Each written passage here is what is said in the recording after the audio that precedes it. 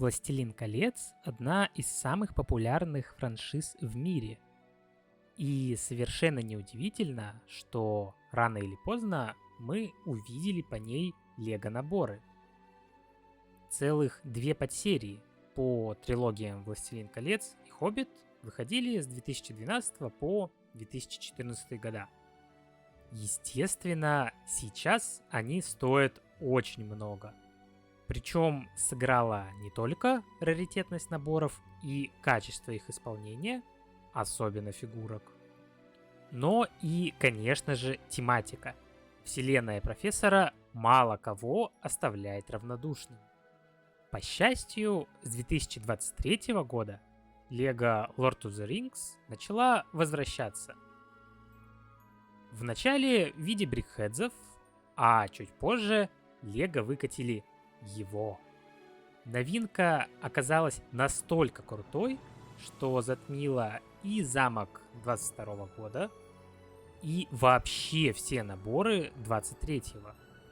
При том, что тогда вышли и ностальгичный форт Эльдорадо, и проработанный замок Химедзи, и уютная деревня викингов, и очень необычная картина с Человеком-пауком, и целый аркадный автомат с Пакменом. В общем, много крутых наборов. Но для меня, и думаю для немало количества людей, Ривендell был лучше во всем. Да вы просто взгляните на него. Круто переданы и неровности ландшафта, представляющие из себя, по сути, стенд для зданий в наборе, и водопад с нежнейшей текстурой воды. А архитектура газеба и передних колонн основной постройки — это просто нечто. Порой набор напоминает качественную самоделку, а это очень высокая оценка для серийного сета. Фигурки же — мое почтение. Получаем все Братство Кольца, Глоина, да еще и Бильбо с Элрондом, Арвен и парой эльфов в придачу. Без минусов не обошлось, правда, это больше придирки. Но обо всем по порядку. Кстати, вы давно просили обзор на Ривендell, так что прошу оценить мои старания лайком и подпиской. По статистике, большая часть смотрит канал без подписки, так что подпишитесь, пожалуйста, чтобы не потеряться. Первая инструкция разделена, как и сам набор, на 3 части, что всегда только приветствуется. На обложке минималистичное изображение набора, а жирным выделена часть, которую в ней собираем. Как я уже упоминал, набор разделен на 3 части.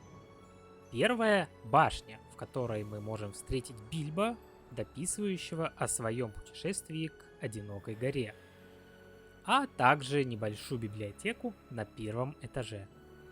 Спереди укрытие, где прятался Сэм во время совета. Если вдуматься, здесь не так много локаций для такого масштабного строения, но все помещения очень большие. При этом сама башня заполнена внутри и служит чисто декорацией. Зато какой! Из прямых деталей создается практически округлое строение, что редко можно увидеть в наборах. При этом все очень прочное и не имеет щелей. Внизу целых 5 минифигурок использованы как статуи. Самая красивая часть представлена слева. Элегантные колонны на первом этаже, уютный вид комнаты Бильбо на втором. Крыша — это вообще отдельная тема. Здесь только малая ее часть, но уже создается нужный рисунок. Делать это, кстати, не так сложно, даже не пользуясь лайфхаком из инструкции. Это оказалось очень медитативным занятием. Переходим к центральной части. Здесь сразу оттягивает на себя внимание несколько любопытно сделанных стульев. Это, собственно, место, где проходил совет и создавалось Братство Кольца. Помимо сделанной стойки из шалкеров и классных принтованных деталей, конечно же, можно выделить дерево. Уж очень интересно сделано основание, да и в общем оно самое массивное и необычное в наборе. Чтобы увидеть всю красоту здания, эта секция легко снимается. Снизу, кстати, нас встречает пасхалка на Саурона, следящего за всем Средиземьем. Видимо, небольшой филиал Ока появился и в эльфийской обители. Нам же открывается полноценный вид на изысканную эльфийскую архитектуру, представленную здесь в виде тонких колонн с большим количеством растительного орнамента, удерживающих тонкую раскидистую крышу. Справа есть небольшой проход внутрь здания, очень интересно соединенный с основной конструкцией. Входит под углом и опять же без каких-либо зазоров. Посмотреть внутренности проще с обратной стороны. Просто посмотрите, сколько принтованных деталей использовано в оформлении первого этажа. Каждая деталь и в отдельности выглядит хорошо. А соединяясь в единый узор, мы получаем невероятную картину. Повсюду также можно найти стойки со свитками и множество свечей. Единственное странное место — уж очень резко прерывается шикарный пол при переходе в библиотеку. Поднявшись по лестнице, на втором этаже, являющемся по сути круговым балконом с обзором внутреннего двора, встречаем обломок Нарселя и несколько картин. К сожалению, это наклейки, но выглядят хорошо. А победу над Сауроном, чью минифигурку мы так и получили в 2024 году, так вообще обернули рамкой. Также здесь удобнее рассмотреть еще одно дерево. Сделано тоже неплохо, но видя, как шатается его ствол, что-то мне подсказывает, со временем детали могут и погнуться. Последняя часть ближе всего к природе. Встречает нас река с пенящимся водопадом, через которую перекинут аккуратный арочный мост. Спустившись по скругленным ступенькам, оказываемся на опушке леса.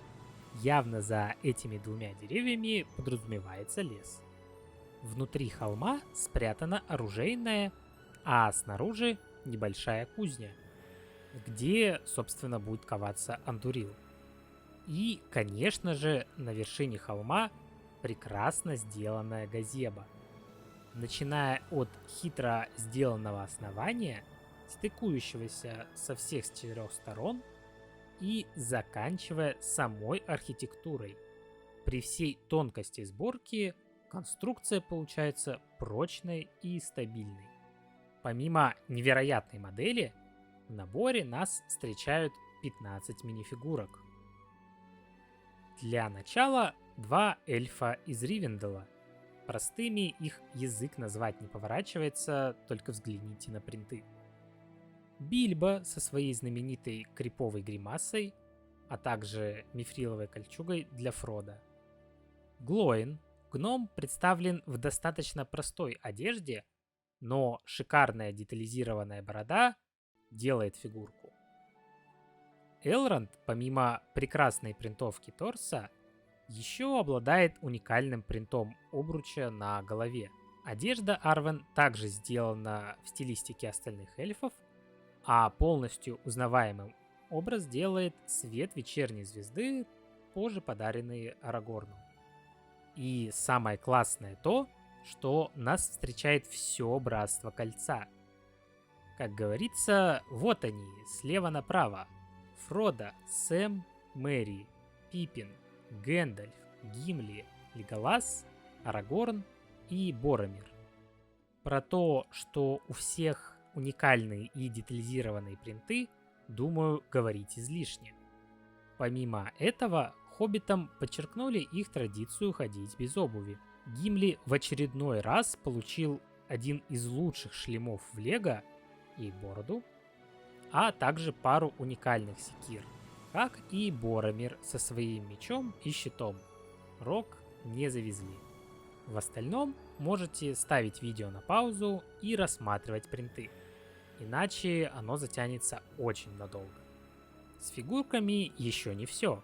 Гимли и Гэндальф получили сменные прически.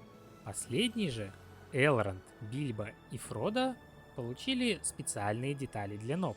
Это принты. И обладатели платьев и детских ножек теперь способны сидеть на совете. Первый раз вижу подобное в наборах. Отдельно по оружию в коробке лежал отдельный пакетик со всеми уникальными деталями. Секиры, эльфийские мечи, одноручные и двуручные мечи, жало и обломок Нарселя. По итогу это невероятный набор, плюсы которого рождаются просто из его описания. А минусы еще нужно поискать. Но найти можно. Например, одна и та же прическа у всех эльфов. Или же сам факт, что это огромный пылесборник, под который еще и место сложно найти из-за изогнутой вытянутой формы. Даже цена адекватная для такого количества деталей, больше 6000, и уникальных мини-фигурок. А внешний вид понравится не только поклонникам вселенной Властелина колец. Всем спасибо за просмотр. Не забудьте подписаться на канал. Дальше будут обзоры на более актуальные наборы. А также перейдите в телеграм-канал. В случае полноценной блокировки YouTube видео я выкладывать не перестану, но буду дуплировать их туда. Пока и удачи!